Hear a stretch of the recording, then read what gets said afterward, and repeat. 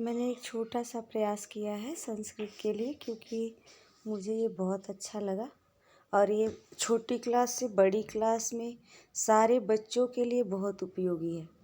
तो अगर आप लोगों को अच्छा लगे तो बच्चों को भेजिए। मैंने कोशिश की और मैंने अपनी क्लास में भी भेज दिया है। पहले तो हम भाषण संभाषण सीखेंगे, जिसके स्वागत में हमें एक सरस्वती वंदना की गई है। ठीक है, उसमें हम देखेंगे। बच्चों, इसको पहले पढ़ेंगे। या कुंदेन्दु तुषार हार धवला, या शुभ्रवस्त्राविता, या वीणावरदण्ड मंडितकरा, या श्वेतपद्मासना, या ब्रह्माच्युत शंकर प्रभृतिभिः देव्यैः सदा वन्दिता, सा मां पातुं सरस्वती भगवती निःशेषजाड्यापहा। शुक्लां ब्रह्मविचारसार परमाद्यां जगद्व्यापिनी, वीणापुस्तकधारिणीम् अभयदां जाड्याम् अन्धकारापहाम्। हस्ते स्फटिकमालिकां विन्दतीं पद्मासने संस्थां, वन्दे तां परमेश्वरी बुद्धिप्रदां शारदाम्। अब हम संस्कृत के वर्णों का परिचय सीखेंगे। इसको तुम लोग रोज याद कर सकते हो, ताकि तुम अपनी विद्या अध्ययन के पहले इस मंत्र को पढ़ भी सको। ठीक है, तो आगे पढ़ेंगे हम वर्णों के समूह। वर्ण दो प्रकार के होते हैं, स्वर और व्यंजन।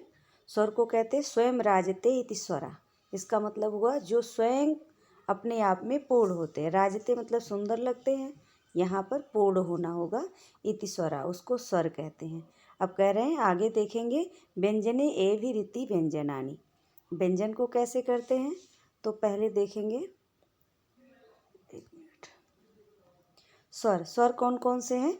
स्वर देखो, छोटा, बड़ा, छोटी, बड़ी, छोटाऊ, बड़ाऊ, री, री, ए, ऐ, ओ, औ। कितने हो गए? 1 2 3 4 5 6 7 8 9 10 12 13। वैसे बड़ा नहीं बोलते, अ बोलते हैं। आ, ई, उ, री, री, ए, ऐ, ओ, औ। लेकिन मैं तुम लोगों को समझाने की वजह से ये बोलना भी बता दे रही हूँ कि इसको तुम लोग जैसे बोल के पढ़े हो। स्वर कितने हो गए? 13, ये दिया हुआ है। आगे फिर देखेंगे व्यंजन वर्णमाला, और वर्णमाला में कितने वर्ण होते हैं ये भी देखना है। स्वर जो है 13 होते हैं, ये रहे, और व्यंजन 33 होते हैं। कितना हो गए? 13 और 33, 13 और 33 मिला के 6 और 46। कुल वर्ण कितने हो गए? 46। स्वर में भी 2 प्रकार के वर्ण होते हैं, एक ह्रस्व एक दीर्घ। और व्यंजन में कितने कितने होते हैं? पहले भी तुम्हें 9th 10th में बताया होगा। वर्गीय, अवर्गीय, अंतस्थ और ऊष्म। आगे देखेंगे कि इन सबको क्या क्या कहते हैं। ह्रस्व कौन सा होता है और दीर्घ कौन सा होता है। ह्रस्व का मतलब होता है छोटा और दीर्घ का मतलब होता है बड़ा। ठीक है, आगे पढ़ेंगे। स्वर देखो 13 हो गए। अब आगे तुम्हें बताया जाए ह्रस्व स्वर कौन सा, दीर्घ स्वर। ह्रस्व स्वर में जो मैंने छोटा कहा था, अ, ई, उ, री, और ये 5 जो हैं ह्रस्व स्वर होते हैं। कोई पूछे कि संस्कृत में मूल ह्रस्व कितने हैं तो 5 होते हैं ह्रस्व स्वर।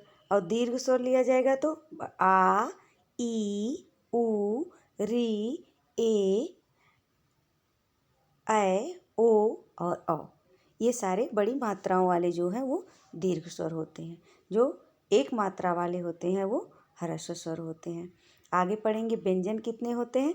33 ऊपर तुमने पढ़ा है। तो 33 व्यंजन में कौन कौन से वर्गीय। वर्ग का मतलब होता है जैसे तुम 5 भाई हो, बड़े भाई का नाम लेकर बोला जाए उनके सारे भाई बहन, वैसे वर्ग होता है। का वर्ग बोलने का मतलब हो गया कि का वर्ग में जितने अक्षर आते हैं यानी 5 अक्षर। च वर्ग बोला गया तो यानी 5 अक्षर, यानी उस वर्ग का जिसको हम लाइन से पढ़ते क ख ग घ अंगा, च छ ज झ ञ, ट ठ ड ढ ढ, त थ द ध न, प फ ब भ म। ये सारे कितने हैं? ये वर्गीय हैं, इनको कहते हैं, इनके बड़े का नाम आगे वाले का नाम ले लेते हैं और उसका वर्ग लिख देते हैं। तो ये 25 वर्ण हो गए, सब क्या हो गए, वर्गीय वर्ण हो गए। अंतस्थ बोलते हैं जिनको आधा स्वर बोला जाता है। अंतस्थ का मतलब होता है आधा स्वर, य व रा और ला, 4 वर्ण ऐसे हैं जो अंतस्थ हैं। और ऊष्म वर्ण होते हैं जिनको बोलने में मुंह से ज़्यादा हवा लगती है, ऊष्म वर्ण मतलब सांसों की ज़रूरत पड़ती है, तो उसको कहते हैं ऊष्म वर्ण। वो भी 4 हैं, श श श और श। इस तरह मिला के 33 वर्ण बनते हैं। नीचे आयोग वाह दिया, आयोग का मतलब होता है अनुस्वार। किसी अक्षर पे जैसे राम मैंने लिखा और यहाँ पर अनुस्वार लगा दिया तो ये रामम हो गया, और विसर्ग लगा दिया राम के आगे तो ये रामय हो गया। और जिह्वा मूली और उपदमानी, जिसमें हम बोलते समय का के ऊपर ऐसे वर्ण लगा देते हैं ना, पा के ऊपर ऐसे उपदमानी मतलब आधे जैसा बोला जाता है ना, डॉक्टर ऐसे बोलते हो तुम लोग, ठीक है। आगे देखेंगे संयुक्त व्यंजन कौन कौन। संयुक्त मतलब दो व्यंजन वर्ण आधा आधा हो, यानी देखो ये छा है, छा में कौन कौन से अक्षर मिले, क और सा है ना, तो फिर उनमें आ जोड़ा जाता है, इस तरह छा बन गया। नहीं तो इस छा को भी ऐसे लिखा जाएगा हलंत के साथ, ठीक है। इसी तरह इसमें जा और या और आ जुड़ा हुआ है तो ये ज्ञा है, नहीं तो ज्ञा को कैसे लिखा जाता है, ज्ञा और इसमें हलंत, ठीक है। इसी तरह त्रा और द्या में द और या, त्रा में ता और रा, और धा में दा और धा, विद्या लिखते हो ना, तो ये द और धा दोनों हो गया। विद्या में द और या होता है ना, इसमें द और धा है। इसमें ब्र ब और रा है, और हा और या और आ है, ठीक है। मतलब जो भी हम शब्द दो शब्दों को जोड़कर बनाते हैं, जैसे स्रा हो गया, जैसे द्य हो गया, जैसे रा हो गया, ब और द हो गया, इनमें सारा अक्षर दिया हुआ है, तो इस तरह इन शब्दों को हम संयुक्त अक्षर कहते हैं। संयुक्त अक्षर का मतलब जो दो व्यंजन से जुड़कर बने हों और उसमें स्वर जोड़कर पूरा बनाया गया हो, लास्ट में स्वर जोड़ गया। अगर स्वर हटा दिया जाएगा द्वय में तो खाली द्व रहेगा, ये खाली द्व रहेगा, और उसमें हलंत भी लगा होगा, ठीक है। इस तरह ये संयुक्त व्यंजन हो गया, ठीक है। आगे पढ़ेंगे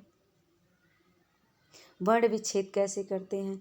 वर्ण विच्छेद में देखो, जैसे मैंने सारे अक्षर में बताया कि हर व्यंजन में जो क है उसको हम क प्लस आ लिखते हैं, क्योंकि हम बोल ही नहीं सकते अगर उसमें आ में स्वर ना जुड़ा हो। के लिखेंगे तो क प्लस ए लिखेंगे, है ना।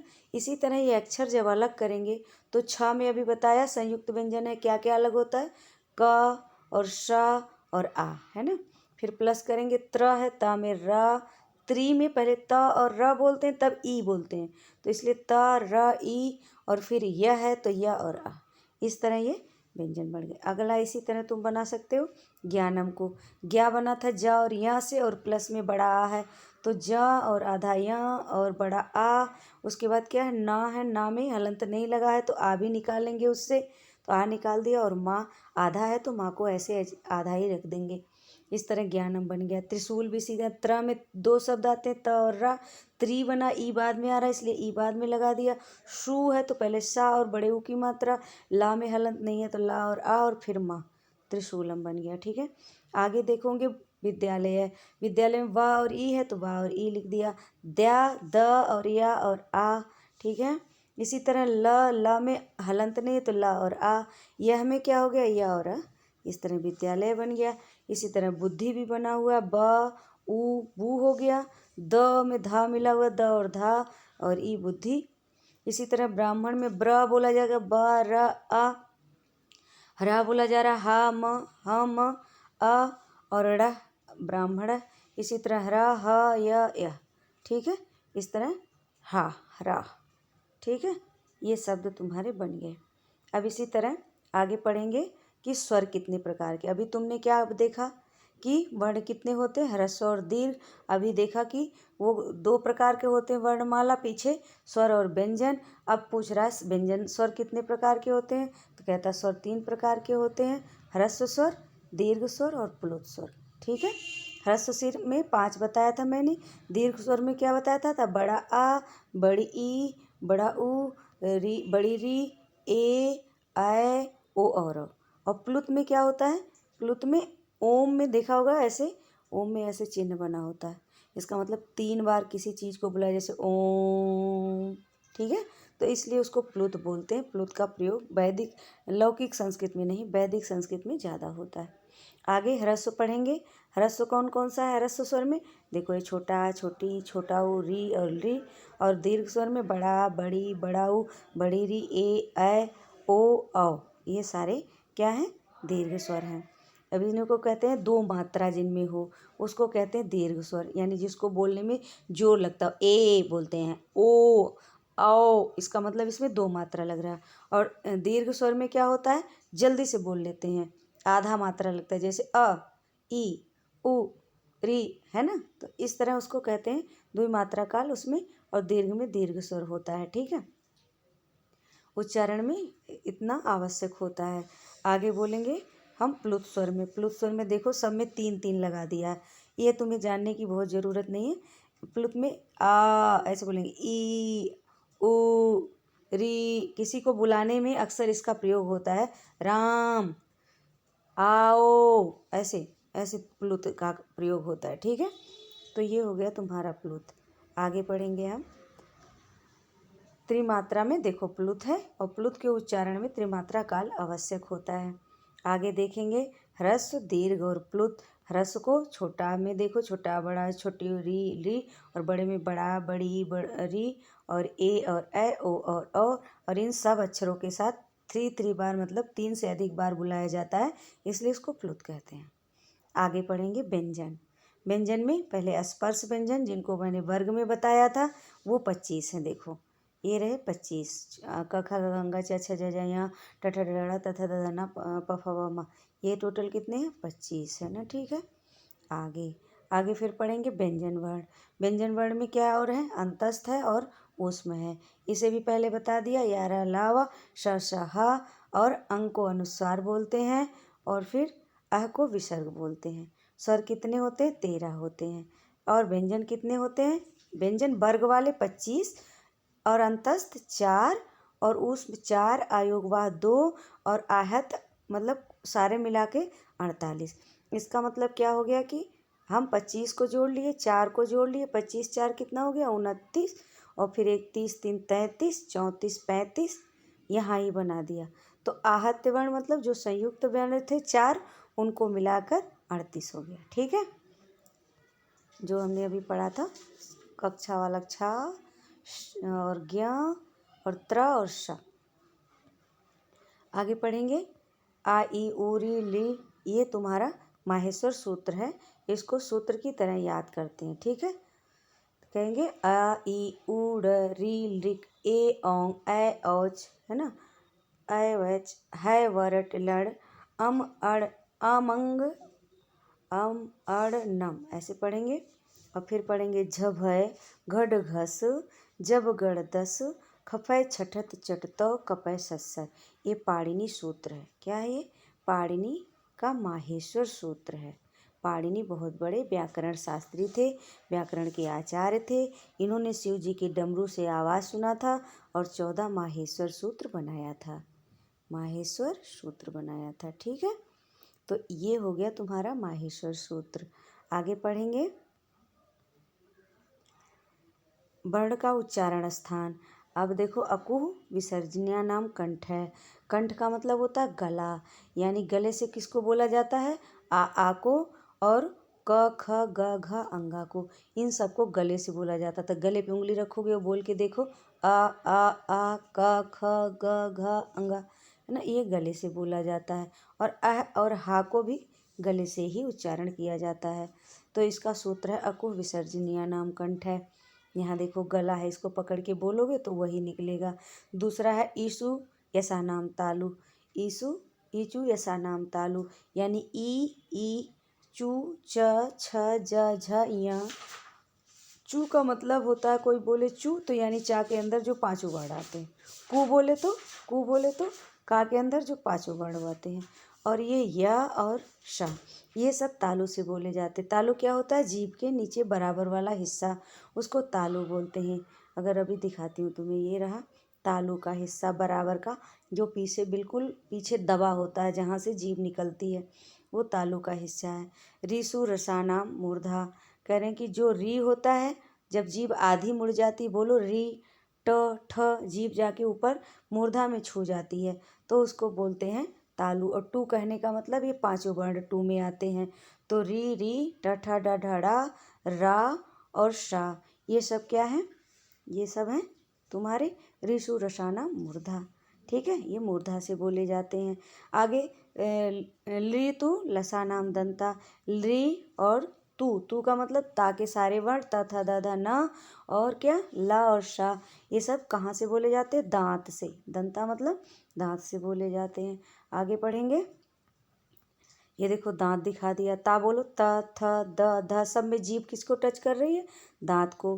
फिर का उपदमानिया नाम ओष्ठौ, ऊ बड़ा ऊ जो है, और प फ ब भ म, और जो आधा विसर्ग अह, ये सब किससे बोले जाते हैं? होंठ से, है ना, इसको होंठ से बोले जाते हैं। ये देखो होंठ बोलो, प फ, देखो दोनों होंठ चलते हैं ना, तो ये होंठ से बोले गए। इसी तरह ये जो दो शब्द लिखे हैं ए और ए, ये दोनों लोगों से, कंठ से भी बोला जाता है, तालू से। ए यानी जीभ ऊपर बराबर तालू में चली गई और गला भी बोला। इसी तरह कंठ ओष्ठ से ओ और औ, देखोगे तो गले पे हाथ रखोगे और ओंठ भी काम करेगा, ओ औ। इसी तरह वाह जो है दांत और ओंठ से, वाह बोलो, वाह जीभ जो है दांत के पास भी आती है और होंठ भी काम करता है। फिर नाक से बोलने के लिए अंगा, देखो नाक भी बोल रही है, अनुस्वार इसको बोलते हैं।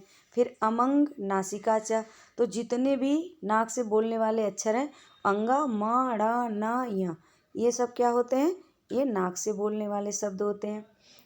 कह रहे हैं पद, अब ये तो तुम्हारे अक्षर का ज्ञान हो गया, वर्णमाला का पूरा ज्ञान तुम्हारा यहाँ पूरा हो गया।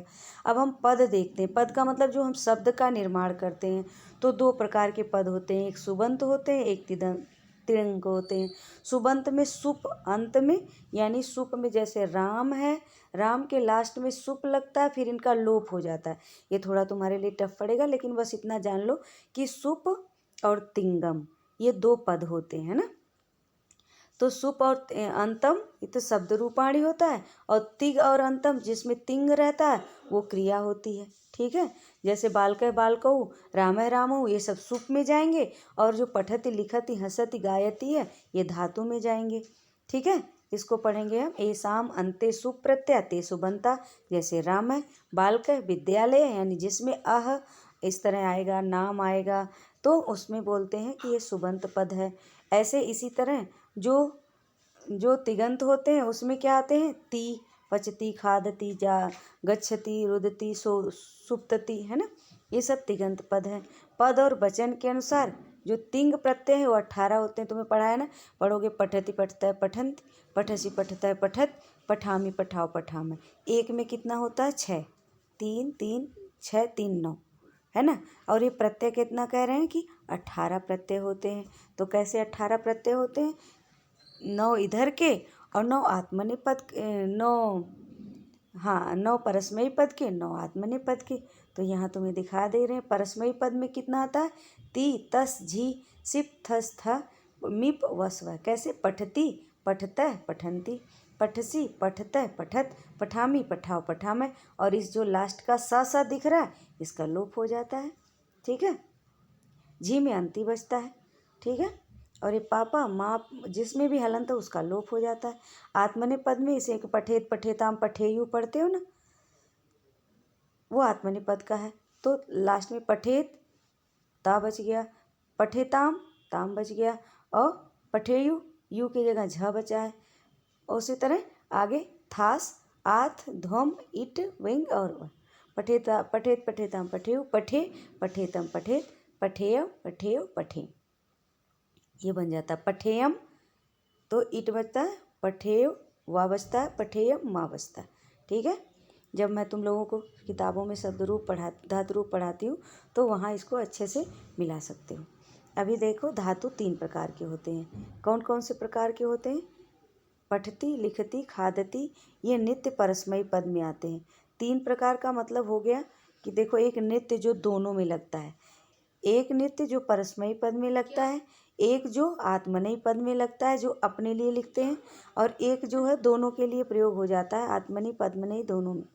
जैसे कुछ शब्द होते हैं उसको देखेंगे। पठती पठतः पठंती, खादत लिखती लिखतः लिखंती, खादती खादतः खादंती, ये परस्मयी पद के होते हैं। ठीक है, इसमें कह रहा पठेत पठेताम पठेयु, लिखेत लिखेताम लिखेयु, खादेत खादेताम खदेयु। ये रूप आदि किसमें संभव, ये जो है परस्मयी पद में नहीं आते। ठीक है, इनका रूप जल्दी बनता नहीं ऐसे। लेकिन कह रहे जिनका बनता है वंदेत, सेवेत, भासेत, मतलब बोलना चाहिए, वंदना करना चाहिए, सेवा करना चाहिए, इसको हम आत्मने पद में प्रयोग करते हैं। ठीक है, इसी तरह इसका दोनों रूप में प्रयोग सकते हैं, वदंती, सेवती, भासती, ये सब का रूप इनका अक्सर जो है परस्मयी पद में प्रयोग नहीं हो पाता। ठीक है, ये सब तो तुम्हें क्या क्या ध्यान रखना है, एक तो ये पठती पठते, एक तो ये वंदते वंदित। ठीक है, आगे पढ़ेंगे कि कितने प्रकार के शब्द होते हैं। शब्द भी कितने प्रकार के हो जाए, अजंता शब्द होते हैं। तो अजंता शब्द दो प्रकार के होते हैं शब्द, एक अजंत एक हलंत।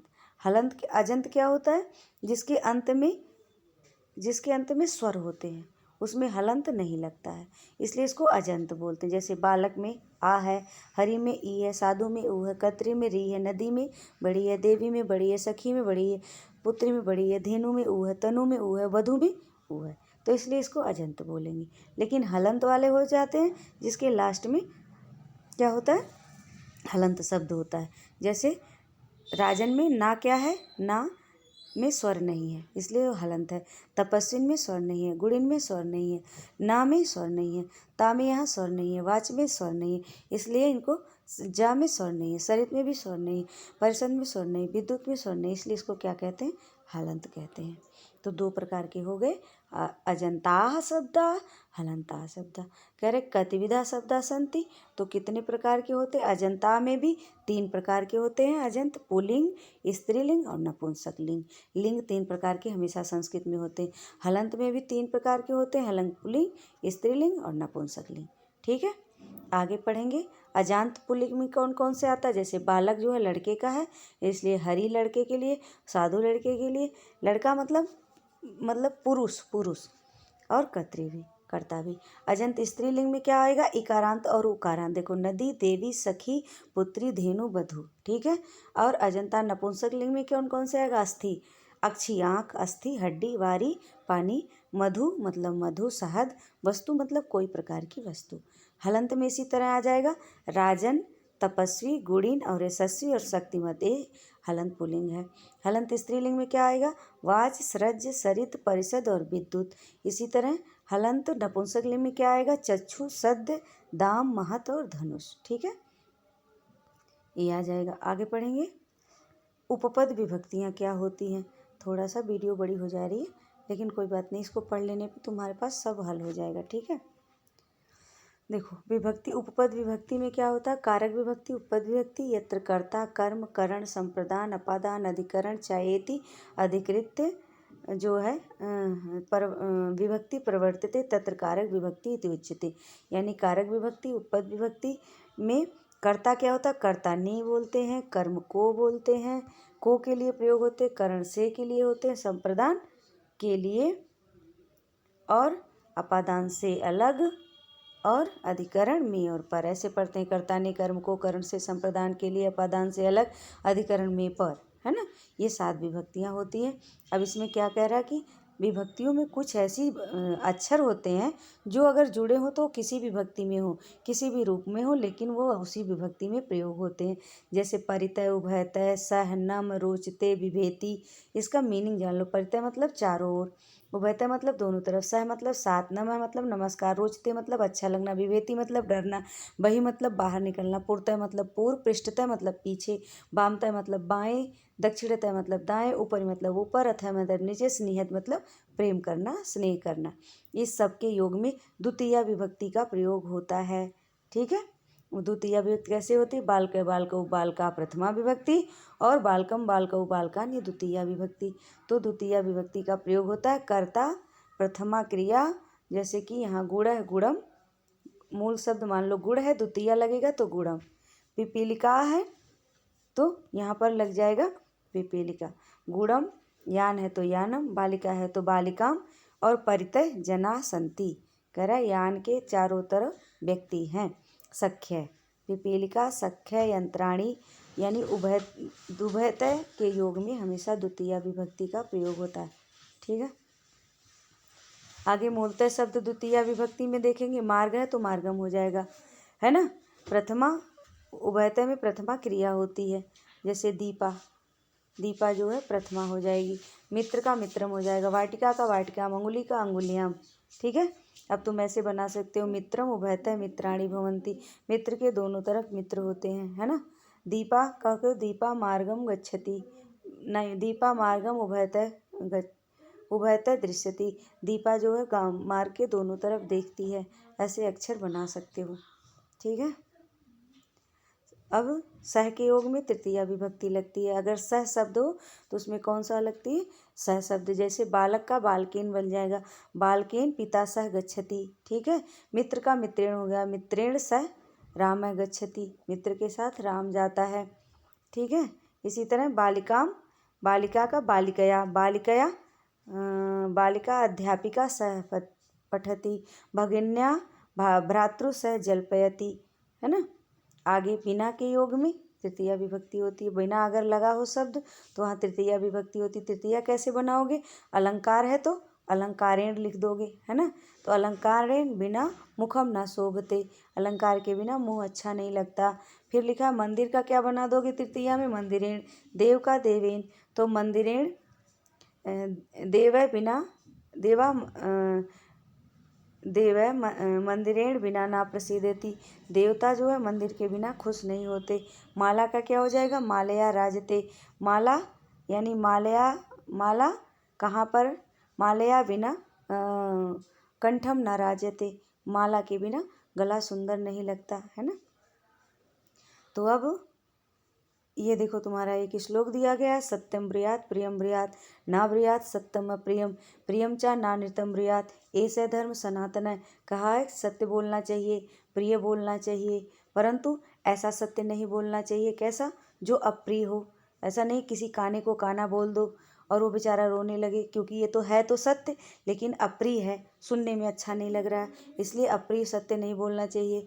प्रियम ना नृतम, और बहुत मीठा झूठ नहीं बोलना चाहिए। ऐसा ना हो कि अच्छा बोलने के चक्कर में झूठ बोल दो किसी को, है ना, उसको झूठ बोल दो कि भाई मैं तो, तुम तो बड़े अच्छे हो, और वो कोई खूनी कतली हो, कल जाके कोई और खून करके आ जाए। इसलिए कभी झूठ प्रिय नहीं बोलना चाहिए। यही सनातन धर्म है, कह रहे हमेशा बोलने के लिए हमेशा उचित तरीके से ही बोलना चाहिए। ठीक है, इस तरह तुम्हारा ये श्लोक हो गया। अगला एक और देख लो, सर्वे भवन्ति सुखिनः सर्वे सन्तु निरामया। ये भारत के श्लोकों में है कि सभी लोग सुखी रहें, सर्वे सन्तु निरामया, सभी लोग निरोग रहें, और सर्वे भद्राणि पश्यन्ति, सब लोग कल्याणकारी दृष्टि से देखें, यानी सबका कल्याण हो। माँ कश्चित् दुःख आपनोति, कोई भी किसी प्रकार का दुख प्राप्त ना करे, सब लोग सुखी रहें। इस तरह धन्यवाद है पुनर्विराम, यानी धन्यवाद, पुनः मिलेंगे। वीडियो बड़ी हो गई, लेकिन अगर देख लोगे तो संस्कृत का कोई भी भाग छोटा नहीं हुआ, बहुत चीज़ समझ में आ जाएगी। ठीक है।